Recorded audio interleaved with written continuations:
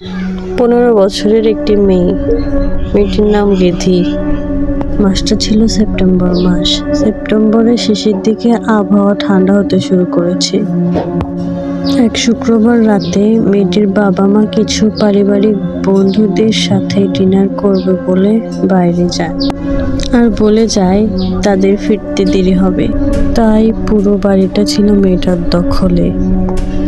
ওর পাশের বাসার প্রতিবেশী, ওর প্রিয় বন্ধু, ছেলেটার নাম ছিল রাফি। ও রাফিকে ডাকতে যায় এবং ওকে সাথে নিয়ে বাসায় আসে। ওরা সাধারণত মাঝে মধ্যেই একসাথে বসে গেম খেলতো অথবা সিনেমা দেখতো। সেদিন কোনো কিছুই যেন ভালো লাগছিল না ওদের। রাফি হঠাৎ বলল, চলো লুকোচুরি খেলি। প্রথমে এটা বোকা আইডিয়া মনে হলেও মেয়েটি রাজি হয়ে যায়। বাড়িটা ছোট হলেও লুকানোর মতো জায়গা অনেক। তারপর পুরো বাড়ির বেশিরভাগ লাইট বন্ধ করে দেওয়া হলো। রাফি লুকায় আর রিধি চোখ বন্ধ করে গুনতে থাকে এবং গোনা শেষ হলে মেয়েটি খুঁজতে শুরু করে। রান্নাঘর, হলরুম, বাথরুম, বেডরুম সব জায়গায় খোঁজে, কিন্তু রাফিকে খুঁজে পায় না। খুঁজে না পাওয়ায় ও উপরতলায় যায়। শুনশান রাতের ছোট ছোট শব্দে মেয়েটার গা যেন শিউরে উঠছিল। বাবা মার রুমে দরজার পেছনে বিছানার নিচেও দেখলো, সেখানেও পাওয়া গেল না। মেয়েটার রুমে লুকানোর মতো কোনো জায়গা না থাকলেও মেয়েটার ওর নিজের রুমেও দেখলো যে আছে কিনা, কিন্তু সেখানেও রাফিকে পাওয়া যায়নি। শেষমেশ গেস্ট রুমের একটা বাক্সের পিছনে রাফিকে পাওয়া যায়। তারপর রাফি হাসতে হাসতে বলল, কতক্ষণ লেগেছে আমাকে খুঁজতে? মেয়েটা বলে, অনেকক্ষণ থেকে আমি তোমাকে খুঁজছি। তারপর পালা বদল হলো। মেয়েটা একটা গেস্ট রুমের বিছানার চাদরের নিচে লুকালো। সেখানে দেখে বোঝাই যাচ্ছিল না মেয়েটা ওখানে আছে।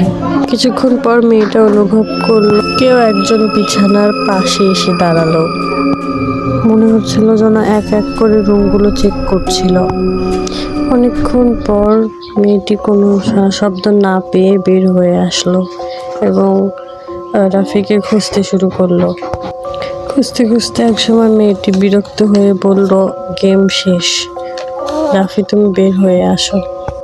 ঠিক তখনই রাফি হলরুম থেকে বলে উঠলো, আমি তো রান্নাঘরে, তুমি উপরে কি করছো?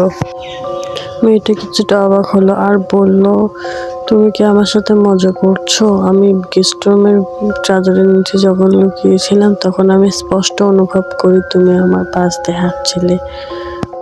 এটা নিয়ে দুজনে তর্ক করা শুরু করে। তারপর আবার খেলতে লাগলো ওরা। অস্বস্তি যেন বেড়েই যাচ্ছিল ওদের।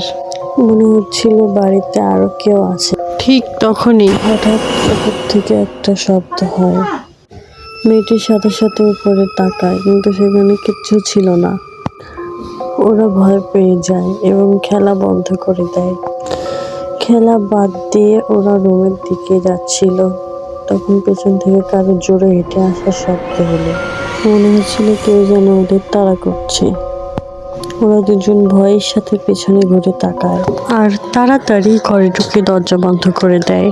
তারপর বাইরে থেকে অনেক জোরে জোরে দরজা ধাক্কানোর শব্দ শুনতে পায় ওরা। দুজনে অনেক বেশি ভয় পায় এবং বুঝতে পারে না যে ওরা কি করবে।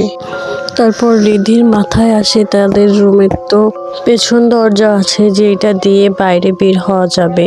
তো যেই বলা সেই কাজ, দুজনে পেছন দরজা দিয়ে বের হয় এবং রাফির বাসায় যায়। রাফির বাসায় যেয়ে প্রথমে ওরা পুলিশকে কল করে। পুলিশ এসে পুরো বাড়ি তন্ন তন্ন করে খোঁজে, কিন্তু সেখানে কিচ্ছু পাওয়া যায়নি। আর সবচেয়ে আশ্চর্যজনক কথা যেটা, উপরে আসবাবপত্র ভাঙার যে শব্দ শোনা যাচ্ছিল, সেই আসবাবপত্রগুলো সবকিছু আগের মতো নর্মাল আছে। কি ভাবছেন জিনিসটা আসলে কি বা কে? আপনার কি মনে হয় অবশ্যই আমার কমেন্ট বক্সে জানাবেন। আমার তো মনে হয় অশরীরী কিছু, কারণ চোর বা দুষ্টু লোক আসলে কেউ আপনার আসবাবপত্র গুছিয়ে দিয়ে যাবে না। ঘটনাটা ভালো লাগলে অবশ্যই লাইক, কমেন্ট, সাবস্ক্রাইব করবেন।